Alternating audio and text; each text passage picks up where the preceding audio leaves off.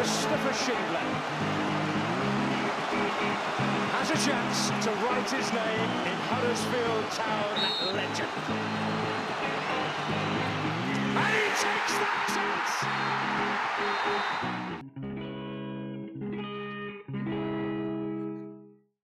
Right, just outside the stadium, Manchester City 6, Huddersfield Town 1. We've got Matt, we've got Neil, we've got Pods. Neil, obviously a big drubbing that we got there today. You saw the team sheet before. Was it as you expected? Team sheet wise, not surprised. Performance wise, I thought it was very poor, to be honest. I thought we've not put a tackle in, we've not hurt them, we've not got in the faces. Everything that we didn't do, everything we did do here last season and at Chelsea, we just didn't do any of it. So they've had a bit of an easy one. And let's be fair, these have done us 10 before and it could have been 10 again. Pause. Obviously, I think you missed last week. You might have read and seen some of the things. What kind of alarmed you, if anything? Obviously the scoreline, but what alarmed you today for what you saw?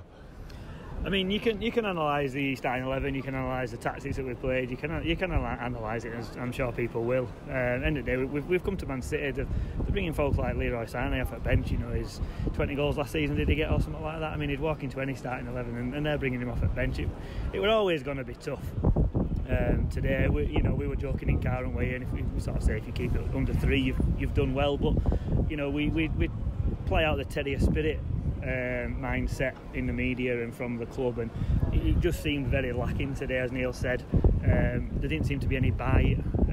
We were chatting with a couple of people around us saying Man City not even playing at 75%, and you looked at our team and you could argue that we were similar. It's almost as if he's come here today to get it out of the way. Looking at the starting 11, he's not played any of his new signings. Is he keeping him fresh and sort of being of a mindset? Again, maybe the fans are the same, that the season starts next week against Cardiff, because if we turn up and play like that against Cardiff, you're looking at another defeat again.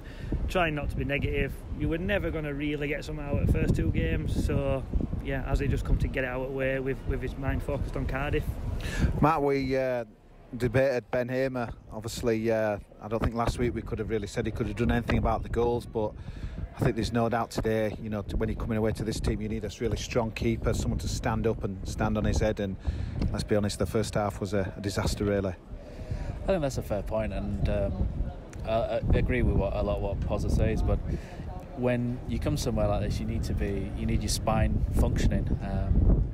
The first 3 goals, you have a look at Ben Hamer, and you don't like hanging people out to dry, but the first 2, I'll watch them again on TV and make a decision. But the third one's a very easy goal to give away, and if he doesn't make that and then Stankovic scores, it's a different game, maybe. But maybe just not Ben Hamer. You look through the spine, and we've not got Lossell in goal, who was fantastic there last season. There's no Zanka at the back, there's no Hogg, there's no Moy, and there's 2 lads playing centre midfield who've never even started a league game for us in that position before, in Stankovic and Sabiri. So you come away with a disjointed side like that, it's always going to be very, very difficult to play to your full maximum. And you also need things to go for you as well, and I think there's a lot of things that probably didn't, and I think that last goal kind of typified the day as well. But I agree with Neil as well. I think the lack of intensity and standing off and admiring was a little bit frustrating. But I think there are elements as well whereby it also feels like this is maybe our last pre-season game. We've maybe looked at this as an extended pre-season, and hopefully this is our last pre-season game, and we're raring to go next week against Cardiff. Yeah, I must admit that you try and pick some positives out of the game. I always try and look for some positives, but the intensity, it really did look like, right lads, save your energy for next week, and there was nothing really. I don't think there's one person you could really say has enhanced his kind of chances from what we saw today. Any neutral watching, obviously a lot will be watching on Super Sunday, would be thinking, right, Huddersfield, they're absolutely doomed. But I think we all know next Saturday against Cardiff, Neil, do you think there's anyone really who maybe said, give me a shirt for next week? Because it was, kind of sat here a bit stunned, to be honest with you. Honestly, no. I think there's claims all over pitch for shirts for next week. I think we know the players that will play again next week. Obviously, Schindler, Congolo, they're going to be playing next week. I don't think Billings done himself any favours with Moy and Hogg both missing. I think it was Billings' chance to really sort of step up and show that he's the man to take their place. And for me today, he's not. Yeah, Man City are really good. There's no doubt about that. We all know that. But it was just the lack of any sort of bite in us anywhere over the pitch. I don't think we put a tackle in. Or there were one tackle first half, Congolo first half, outright touchline. But other than that, we've not laid a glove on them, and they've strolled through. And I think Matt might have it right. I think it might be that we've seen these first two games as like an extension of pre-season, and it builds up a lot of pressure for next week, though. I think if you're judging it on form, obviously, the end of last season, City had won the title, they were coming out with the kids, and maybe their intensity wasn't all that. But if you're looking at, not too many, months ago, we told them to a 0-0 with, really everybody full on, intensity, and today it was really disappointing. Pause next week, obviously, a massive.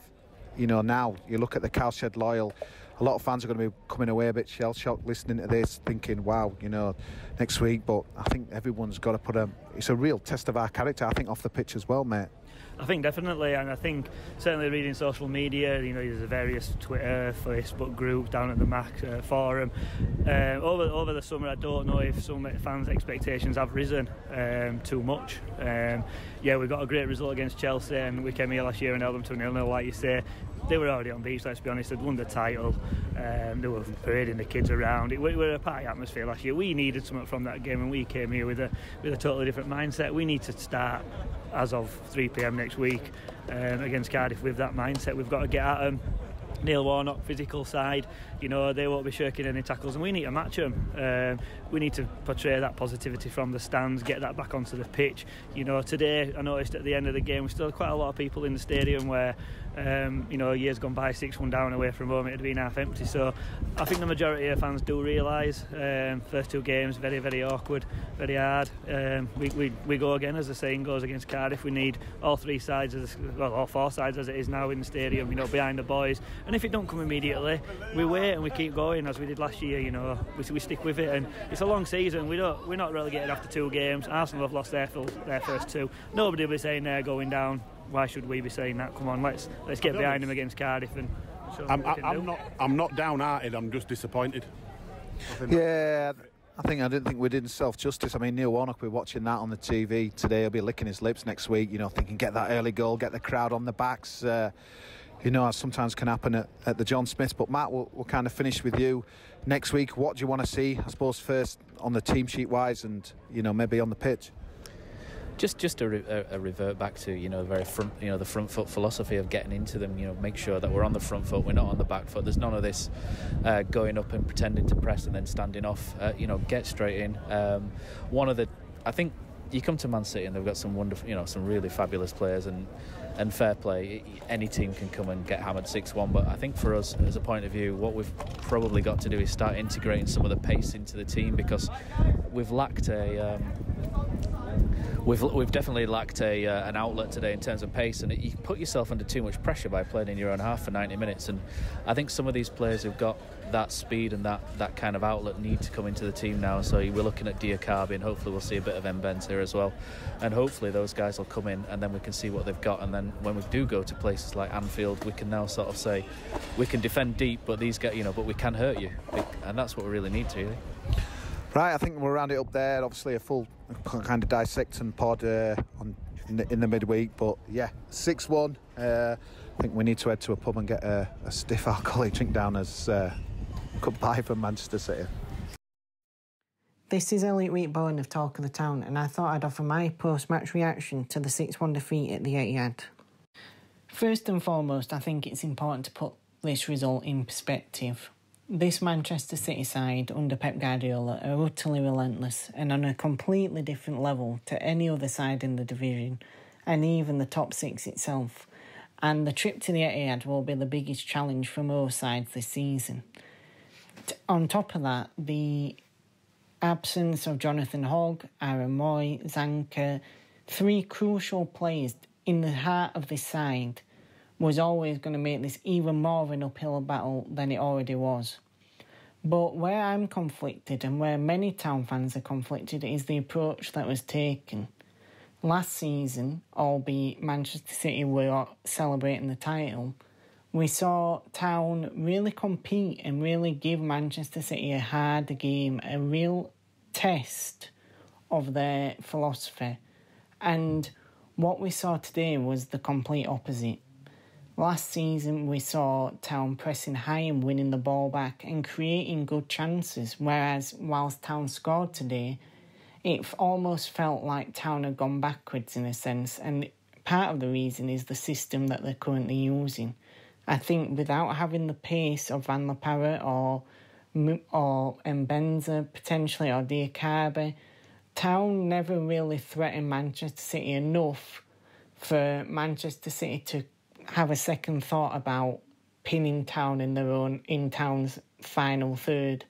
And ultimately, when Town were pinned in their own final third, regardless of individual mistakes that occurred, it was always going to be a difficult, long afternoon. I think that's where the disappointment of this result lies, is that there was almost a raised expectation amongst fans.